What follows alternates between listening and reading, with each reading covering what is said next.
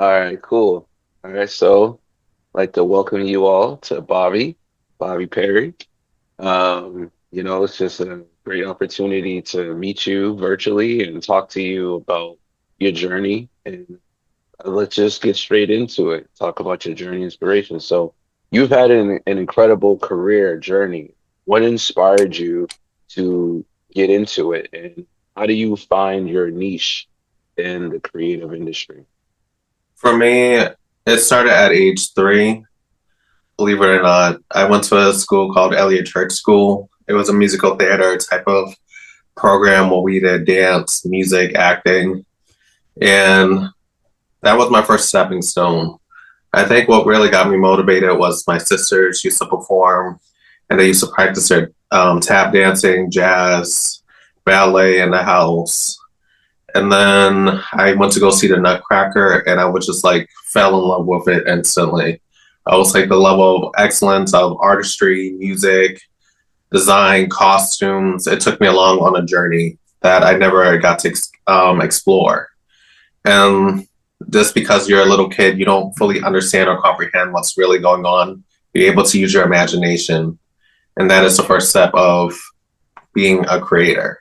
You have to have that imagination. You have to have that vision for anything to be possible. Even had a conversation with one of my clients at a webinar presentation, and he wanted to start his own dance studio. And he was just second guessing himself, saying, what if this doesn't work? What if he doesn't? What if things don't work out, or something like that, or something occurs, or a pandemic may happen? I told him, envision yourself as your successful self. And this is all review. So take it like school. You're getting your master's degree, most of the stuff is review, but you're just practicing the principles. And that's how you gain control. Because when you get flustered, everybody else gets flustered. Yeah, that's definitely true. So would you say the Nutcracker was the pivotal moment in your career where you feel like it shaped who you wanted to be as an artist, or was there another particular moment that was like, nah, I want to do this. Like this is It was like before, we can say he can dance, but he didn't have the confidence that he needed. But I think when I was 8, after seeing the Albanelli Dance Company perform for the first time, and I know this is going to be like the most cheesiest piece that everyone always talks about, Revelations. It was a mixer between Centerman, where it's 3 men dancing around the stage, flips, jumps, leg splits in the air, on the ground, the musicality, the strength, the power, just showing like black men at their fullest potential, which you don't really get to see in ballet because we're too busy lifting up the women and the show. Um, and then where it was weight in the water, where everything's like nice and smooth. You have the drapes, the we'll say like satin, cotton, um, what do you call it, ribbons, and they're just going like that, giving you the aesthetic of the water, the lighting. It just took you on a journey, and for us as Black people, we feel like we're enslaved, but we don't comprehend what slavery is because we weren't born at that time, you know? And during that time, Alvin Ailey had a lot of things against him. He was one of the first Black pioneers, well, Black men pioneers, to expose people to different realms of art. He used to travel around the world to get inspired to create his work. And then you also have the sexuality, which was also a taboo during that time period. But he took ownership as to who he was until his death. And it was one of those silent deaths because people were, um, you know, there was an AIDS epidemic that was going on. And it was also a taboo. People would just shame you. But now people are more open. Like even people on YouTube are more open about what diseases that they occurred, poor decisions that they made, or some people may be born with it, you know? mhm. With that, you actually helped me segue into my next question. Like, what do you say is, other than what you mentioned, if that's what you want to use as an answer, but you can see come up with another one. But like, what are the biggest changes you've seen in the industry over the years, especially for the emerging artists and from diverse backgrounds? I think people aren't afraid to get in front of the camera. I know for me, like I said, that dance piece, it got me to start putting on performances at home. I used to charge $10 for kids, $20 for adults, and I was 8 years old. Every single year, I would put on a piece. People are starting to make their own avenues. Like, look at Taylor Swift, how big she is. She's like the pioneer of all arts right now. Yeah. And seeing how she's able to develop, seeing how she was the first artist to ever gross past $1 billion. I think she's at 3 billion with the Eras tour, and that's just like I don't care that she's white, you know. Um, but it's just like someone that's that passionate, someone who's really willing to put in that work, no matter what other people think, and being able to support one another. And I think that's something that we're lacking. People are ready to bash each other, fight each other. Back in the day, we didn't do all that. You just put up a Mhm. dance piece, you do a little cipher or whatever. Same thing with crumping, break dancing. You just get up on that stage, and whoever does the best piece and gets the award, it's all done and done with. But now everyone wants to like really put hands on each other. Yeah. It's kind of scary. So what would you say, what advice would you give creatives that are looking to like emerge for the first time into the industry based on your experience? So just everything you see, you know. Okay, so I came up with a spectrum. It's called a BLP, Mm. uh, motivation scale. It's something that I created my initials. You have four stages. You have the lazy people that don't want to do anything and complain about where they are. You have the procrastinator who's somewhat motivated but doesn't have the tools yet. And then you have the motivated that are willing to learn. And then you have the productivity guru who is really putting in implementation. And then you have to decide what are you going to be. Everybody starts out at zero. Nobody has followers. Nobody has talent. All these things build over time. Yes, some things are genetic, some things are gifted to you, but it takes time. When people say I became a principal dancer in 4 years, you know they're lying because no one just gets the top level without the strong foundation. So make sure that you're taking level one ballet. I had one of my dance teachers who was a principal dancer for Dance State of Harlem. She told us, even at our high expertise, she still goes to level one ballet classes to brush up on the foundation, learning how to do a tendu, learning how to do a pirouette, how to do a leap correctly, because that's more hands on. Mhm. And then we have things broken down into what is an artist, what is an entertainer, and then what is an artistic creator, something that I came up with my own. The entertainer, they will do anything in their power to keep you wowed. They'll throw like flames everywhere, smoke screens, just all these theatrics to overcompensate. And then you have the artist that's more focused on the musicality, the artistry, the story, the development. And then you have the artistic creator who has embodied everything. And they want to transition that to other people so they can create their own narratives. Mhm. So, um, how do you specifically yourself, Bobby, um, are able to develop and maintain such a distinct style from other artists in the industry? I'm not afraid of having bad work. Mm. Sometimes people be like, "This looks amazing. This looks amazing." I'm like, lighting was off. The costumes don't look right. I'm like a drill sergeant. When you Mm. see me in the dress rehearsals and I'm working with the crew, I introduce myself. I shake their hands. I let everybody know that everyone is replaceable. I'm replaceable. So it's best that we keep practicing until we perfect this because it's not about us at that moment. It's about our audience and what we're translating to them, you know? So what's three techniques would you name that an artist should learn just off the bat? Okay. Definitely strategizing, being able to be a critical thinker, working under pressure, working with a team, being able to delegate tasks, and being able to take feedback. A next thing that would be understanding the market, business writing. knowing how to write a grant, how to apply for a grant, understanding the difference between a loan. And believe it or not, someone on Clubhouse, they were like 40 something years old and they didn't know what a grant was. And I'm like, this is why education is important.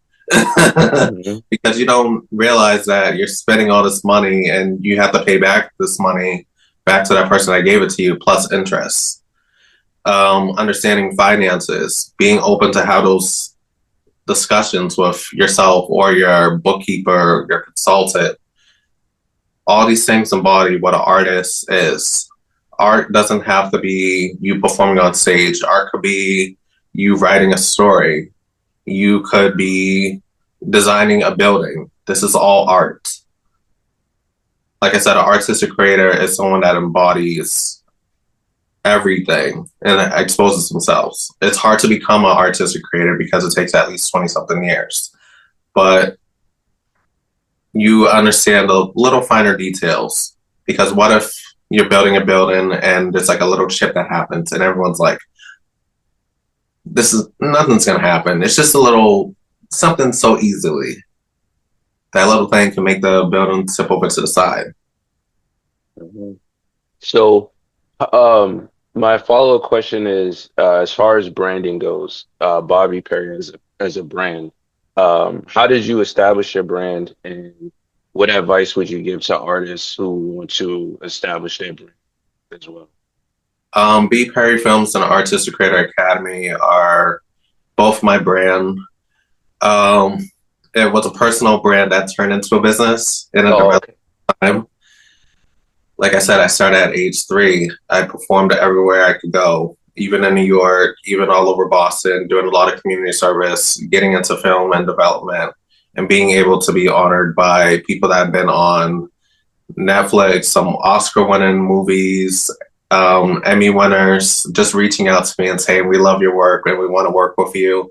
If you need any advice on anything, shoot out to us. And it's just like, I remember writing my business plan and I was like, I don't think I have any competitors, but I'll have to write it down.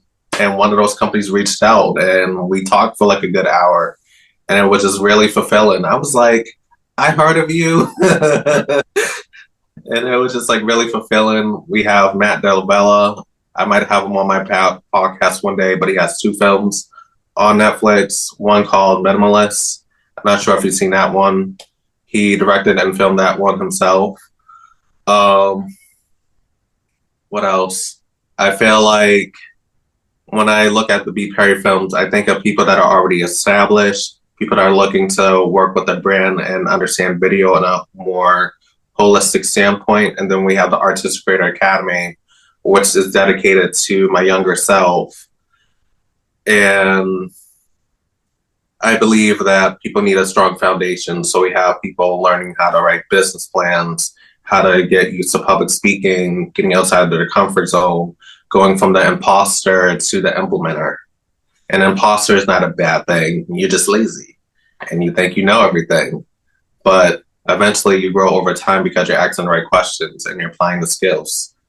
You're not going to become a master if you're skipping through steps. So that's why that you have to go through each module one step at a time. That's amazing. So in this competitive market, how do you stay authentic and innovative in your work? I don't look at other people's work. Mm, I don't. Everyone's like, where are you getting your creativity? I grew up in a dance studio at his home. I remember when I went to my high school's new building and they created a theater of 500 seats. And I have my grandmother's name right next to my seat. And she never missed a performance. I'm probably going to get my other grandmother's name right next to that other seat as well. And I remember growing up and listening to her, and she actually got me into film. I didn't know with dance, I was creating films with imagery, building sets, and all that. I didn't know I was filmmaking during that aesthetic. But I remember her reading me stories, getting me to just experiment with things. And I created B. Perry Films to create homage to her career of storytelling and nurturing and building up a strong community, raising 5 generations of family. And when I started the business, she was 100 years old, and sadly, she passed maybe 2 months before I launched. So she never got to see the aftermath, but I got to document her story, her growing up of age, and allowing her to let me record it with a camera just shows me that she really trusts me with her story because not everyone's really open. Um, to be any type of creator or artist, you have to be true to yourself. You have to be able to say, I don't like this. You have to make tough decisions like you got to let someone go because they're not adding value to us or they're making people feel uncomfortable. You have to really be that CEO and not have any direct feelings towards how things have to be done. I know a lot of people get bad reps for being mean or something like that, but they'll get over it over time. Just because they're not performing in this set doesn't mean that they're not going to get another opportunity to work with you. It's the aftermath. If they throw a tantrum, start throwing stuff, breaking stuff, word gets out. It's going to want to work with you. You're going to ask for referrals, and you're going to realize that everyone has the same connections. So you just limit yourself. Hmm. So, in your journey, what are some challenges you faced and how have you overcome them? What was the last part? How have you overcome them? The challenges you faced in your own journey. Um, I would say my biggest journey is going to college. A lot of people weren't expecting me to go. I don't think I had to do anything with like the intelligence part, but people felt that I would go off and do really big things with the dance. And it was a very last minute decision. I only had 1 month and I applied to 20 schools. I think the first 5 schools were rejections. They were kind of like reach schools. I wasn't expecting to get into those anyway. But my top 3 schools were Dean College for dance and business. Then we had Johnson Wales in North Carolina, and also what do you call it? Providence, I think, Rhode Island for business, and then I had ITG Tech for troubleshooting. And I went with Dean because it offered both dance and business, so you can't beat that. And then when I looked at the campus, it was beautiful. It looked just like the pictures, or even better. That landscaping, let me tell you, we have snow. You won't see it the next day. That grass be green. The food be consistent. I was hooked. And then I also got to connect with other artists. They had dance majors, musical theater majors. They had business majors. I started originally as a dance major, and I decided after that first semester that I was only getting 1 credit, that I wanted to pursue business full time, and I needed to accelerate that. So I had to take classes every single semester to make up for the credits that I wasn't getting from my dance classes. I'm like, there's no way that I'm getting 1 credit for learning dance history, choreography, um, basic technique, dance history, all this stuff for 1 credit, and I'm not working as hard in my business classes. Ridiculous. Their way of justifying it is that you're not getting paid that much in the performing arts industry, which isn't fair. Um, and then after I finished with undergrad, I went to grad school, and it was a big transition because I was the youngest one. I was only 21 at the time, and everyone else was like late 30s, 40s, 50s, and everyone's judging you. Why is he here? And I'm just like, I'm here just like you're here. I'm spending my own money and I'm going to take as much education as I can. We can work together and collaborate. And after that, everyone respected me. I marked my territory and I stayed strong. And also, I think it's the fact that my black belt test was one of the hardest things that I had ever done. So I have that implementation of I have to be successful. And my goal was to graduate from grad school with a 3.8 GPA, and also in 1 year. They said that couldn't happen, and I said, yep, only way I'm going to stay here is if this happens. So they worked with me. I graduated with a 3.85 GPA, and I finished in 12 months. Mm. Congrats. So, Where do you see yourself in the next 5, 10 years? Where do I see myself in the next 5 years? Hopefully, running B. Perry Films and Artistic Creator Academy full time. I want to get back into performing. I definitely want to get on Netflix for a film. So hopefully, there will be a documentary in the next couple of years in development. Um, I just want to focus more on creativity. I want to bring back that old, hungry performer that I was. And I look at young pictures of myself like this one. Um, this is me when I was really little. Mm. And I just look at him and he just had a strong communication, strong imagination in the way that he would communicate and make people feel empowered. Um, there's a way of being critical of your work and other people to develop them by saying, let's keep practicing. So what is snowing? So much, so what? There's a tornado going. We still have rehearsals. We still have to perfect because if we don't keep practicing, we're going to miss out on the opportunity to make money. We're going to miss out on the opportunity to be successful. Nobody's thinking about, even when you go to the stadium tours, they're performing in all weather conditions. You know, the show don't stop. People paying thousands of dollars nowadays, even $10,000 for a ticket. Like, where are people getting all this money from and they can't pay rent or their loans? But but people will go out to see a concert. So, with that, how this is more of like an audience-based question. So, like, how would you say social media plays a role in today, and how important it is, and how do you keep your online audience engaged in this tech social media? That's a tough question. Shocked by this. Everyone's like, how do you have a digital marketing company and you don't use social media? I never used social media until I started my business. It's very different. I'm a very private person. I only showcase myself if I'm working on a project or if I'm showing a testimony or highlighting a guest, just like how you have me on your podcast today. I think social media can be great. It's not that social media can't be negative because it's the people. The way that we interact with each other, we have artists fighting with each other. I'm like, you have each other's phone number. Why are we in your business? I don't care. You don't care. It's just for attention. I think people are misusing it.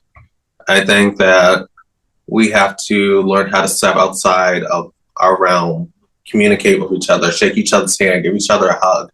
We're losing those interpersonal skills, soft skills, Mm. that we put up a barrier, a wall to make ourselves seem powerful or better than someone.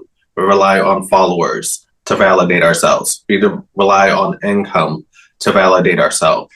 I remember there was a time where people were like, I'm making 6 figures. And now that's not enough. Now I'm making a millionaire. They're going from having McDonald's coffee to Dunkin' Donuts coffee, then Starbucks coffee, and now $10 for a cup of coffee at Blue Bottle. You know, Mhm. you see how everything has evolved, but that's the level of status I can afford. I can get these fancy cars or rent a car from a friend and just say it's mine. Get these loaded up houses. It's just people want validation. So, what's some common mistakes that you see artists making, and what can they do to avoid them? Using people and not practicing. People thought during the pandemic everything stopped, but like I said, Taylor Swift, she made 5 whole albums. You see the Eras Tour film, they said, how are you going to make a tour doing all these songs? And she said, I'm just going to call this the Eras Tour. I'm going to show me going from a young girl to a grown woman. I like And that you brought up Taylor Swift because I took a music marketing course with her old manager, Rick Barker. He just had it free on for like artists, independent. And he spoke about her beginnings. And she was the type of artist that would be on MySpace and study her audience. Like if she put out a song or something, whatever, it would be like young teenage girls, and she would read their responses if they liked the relationship songs, she would make a lot more of those. She'd be like, "Oh, I hate my boyfriend and he's gone and da, da, da, da." But like now we know her for those brilliant songs because it's like she could just, do it. And one of the things he said about her that I thought was fascinating and stuck with me, he said that she said to him one time that she wanted to go gold. And now when he was her manager, she was just starting out. Like her mom was involved in her life and stuff like that, like with music, and she set her up with Rick Barker. So it's like, this is mommy's friend, and he's gonna help you type of spill. So he didn't know her from a hole in the wall, but Yeah. he wasn't a manager either. He was just like, man, so she wants to go gold, and he was like, how many? How do you go gold? You need like over like what, like 500,000 units sold or something like that, like just a lot, right? And Mhm. so then he was like, well, shoot, we got to talk to 500,000 people. So what they would do after every show, they would literally talk to every single living human being that was screaming, breathing in Mhm. that audience, and she would sit with them, sign autographs, get them signed up to her mail, and then eventually they went gold independent just by like just what you mentioned in this interview, like taking a goal and making it realistic, going step by step, and not being lazy, just being like straightforward. So it is possible. It very is possible. So, And but another her is that she's very giving. I'm not sure if you heard, but after her first leg of her tour, she donated, I think it was $50 million to her crew because she heard that some of the people were homeless and they had nothing to go back to after the tour was over. Just imagine getting $100,000, $1,000. No other artist has ever done that. And she took that out of her own salary, not a grant that she would get money back, out of her own salary. that's fire. That's That's very fire. tells you a lot. And she's always giving, whether her going live on Instagram, whether her creating a story. Like I'm telling you, if you haven't seen Era's tour, you need to watch it because it's very revolutionary. I haven't seen anything that compelling other than Michael Jackson. I'm gonna Like, check it out. yeah, definitely. What would you say? Like, so for you right now, like, what are you up to now? Like, what is the big the big news, because we've been talking about this for some time, that you got some really exciting news going on. So if you let the audience know, everybody know like what they need to know about you or what's going on now so they can get involved in your universe. Everyone's always asking what is the secret to my business and how I get everything started. Business plans, business plans, business plans. I've been writing business plans since I was 16 years old. Um, I have wrote 12 business plans so far. And I thought, why not start a course called Create an Effective Business Plan? It's available on the Artist Creator Academy website. I'll send you the link and all that. But it's a course that is 10 modules, about 20 something hours worth of content, all edited and filmed by myself. And there's some guest speakers on there. It goes over marketing techniques, copywriting skills, social media development, and building your brand. I know it's very hard in the very beginning, and you're just like brainstorming in your head. And through each phase, each module that you go with, things start to make sense and the more comfortable that you become. I have that course available for $250 for 4 months or $1,000 all at once, and you can get a tax write off at the end of the year. And the price will be increasing in January, so act now. But like I said, it's a foundational course. Think of it as your prerequisite to anything. You can't get a trademark, you can't get a copyright, you can't get a patent, you can't start a business without a business plan. Like when I registered my business and got my first bank card, I came up with a business plan. They were just asking me all these questions. I'm like, everything is in this list. So just brush through it. If you have any questions on it, just ask me. And they were like, we never seen anyone more efficient than you. So we know that this company is going to be in good hands. And I love the fact that people trust me with their work and everything is kept confidential. Everything that is shared, everything that is documented, you will leave there with a finished business plan with at least 40 pages, if not more. You're going to learn about finances through a whole new lens. There's so much value that you're going to gain, and you'll become a creator. maybe not an artistic creator, but a creator of something, whether you're a service-based business, a product-based business, or hybrid like I am. Amazing. So what's the best way everyone can get in contact with you? So to contact me, Instagram or LinkedIn. So Instagram, B Perry Films. LinkedIn, just type in Bobby Perry. It'll pop up my LinkedIn. I rank first in search anyway, so if you just look me up on Google. And then also you can follow me on TikTok, B Perry Films, and also my YouTube channel, B Perry Films Experience. It's a new channel. The other one got shadow banned. So I had to create a whole new platform, some original content, some old content. It's just filled with so much information. If you find that valuable, definitely sign up for my course and it'll get you started. Awesome. Amazing. You have any things you want to add at the end? Or When you think of art, don't think of race, don't think of ethnicity, don't think of culture, just think of just experiences. We are all communicators in some type of way, and we all have a skill or a different craft. Expose yourself to the world and be great at what you want to be. Don't let people say that you're terrible because you might be terrible at that moment, but you'll get better over time.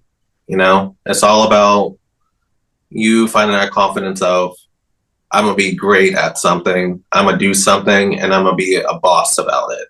I'm not gonna complain. So what? Those negative comments are actually gonna get you somewhere. Like I told you, I had a bad experience in school where they didn't think I was gonna get into college. But guess what? I graduated, and I have a higher degree than most of the people that went. And I got. that's how you do it.